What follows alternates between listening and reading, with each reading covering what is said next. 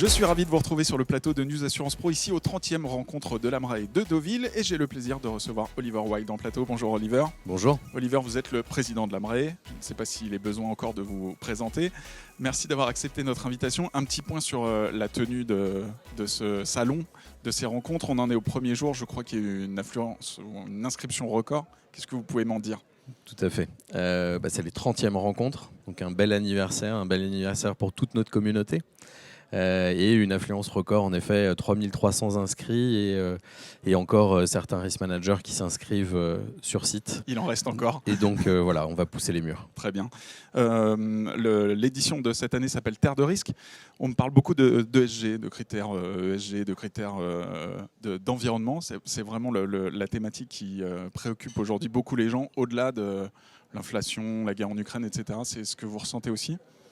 Oui, tout à fait. Le sujet ESG monte en puissance depuis plusieurs années déjà. Là, la réglementation fait que aussi il y a une urgence à intégrer ces sujets dans la gouvernance de l'entreprise et donc une certaine pression quelque part. Mais les risk managers l'ont anticipé, donc travaillent déjà sur le sujet depuis un certain nombre d'années. On a beaucoup parlé climat au sein des rencontres depuis plusieurs années, mais ce n'est pas que le climat. Là, on parle vraiment de tout ce qui constitue l'entreprise responsable. Et donc la thématique ESG, pilotée au cœur de la gouvernance de l'entreprise, est clé. De plus, ce que l'on constate, c'est qu'au-delà de travailler sur sa propre stratégie ESG, il faut l'élaborer avec les parties prenantes. Donc l'entreprise responsable, là aussi, est ancrée sur son territoire et en dialogue avec toutes ses parties prenantes. Donc là aussi, une nouvelle démarche qui a été amorcée déjà il y a quelques années. Certains peuvent être peut-être un peu en retard, une prise de conscience un peu tardive et un peu bousculée. Il y a du boulot. Et dans ces discussions, justement avec ces parties prenantes, on regarde sa propre stratégie ESG, mais la stratégie ESG de son partenaire. Je comprends. Donc il est important de travailler main dans la main plutôt que de s'imposer l'un et l'autre des contraintes, parce que ce n'est pas un sujet facile. C'est un sujet qui nécessite certaines anticipations, une certaine analyse des risques, mais aussi des opportunités.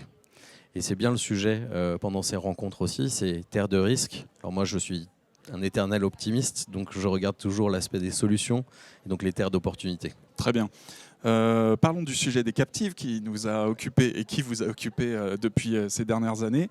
Ouf, ça y est, c'est enfin passé dans la loi. Ouf, ça y est, il reste encore les décrets d'application. Alors j'imagine que vous êtes satisfait. C'est vrai qu'on s'attend à là maintenant une explosion du nombre d'entreprises qui vont demander à faire des captives. C'est quoi votre vision ? Est-ce que vous continuez à travailler ? Est-ce que vous avez déjà des demandes ? Bien sûr. On est sur ce sujet depuis bon nombre d'années déjà. C'est vrai. Beaucoup d'échanges que vous avez suivis.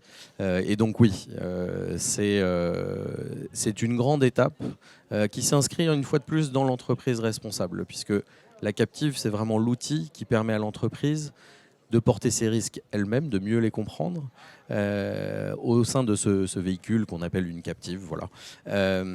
Mais aussi de partager le risque avec le marché et d'avoir ce terrain d'entente et de dialogue, donc très important.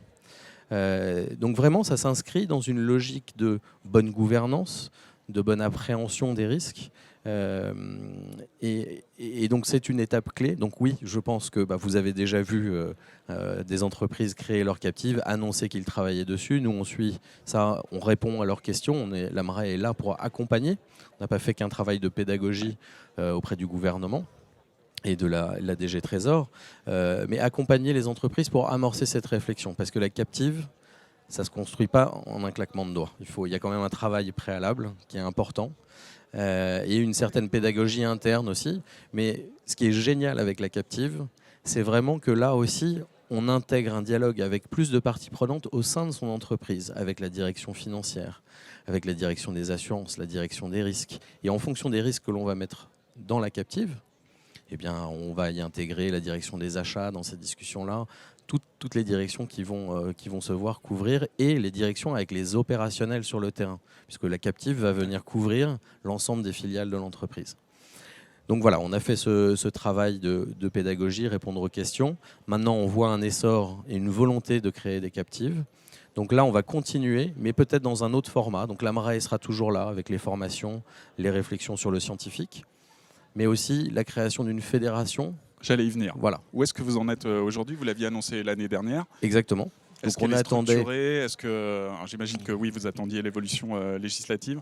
Oui. Donc on a tout préparé pour que une fois la loi passée, on puisse tout mettre en œuvre. Et donc les statuts sont prêts. On va organiser la signature et la création de la fédération dans les semaines qui viennent. Donc il y aura une annonce évidemment Je suivrai à ce moment-là, bien sûr.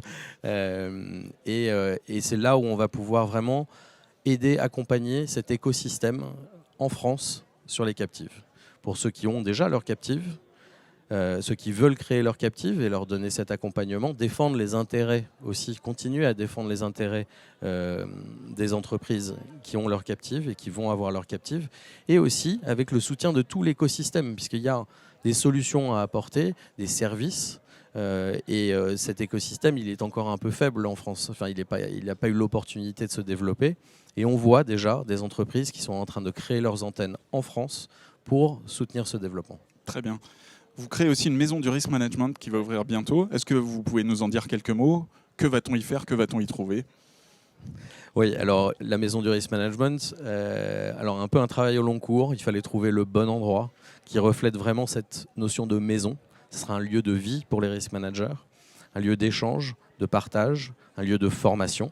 Donc on continue sur les axes stratégiques de l'AMRAE qui sont clés, mais on veut vraiment que ça soit un lieu d'interaction. On a des magnifiques rencontres là, mais pour pouvoir multiplier ces rencontres tout au long de l'année et de façon un peu plus informelle aussi, de pouvoir se retrouver, de passer devant la maison du risk management, de s'y installer, d'échanger avec un collègue, un partenaire. Donc ça sera vraiment un lieu de vie, d'information, de partage et de construction. Très bien.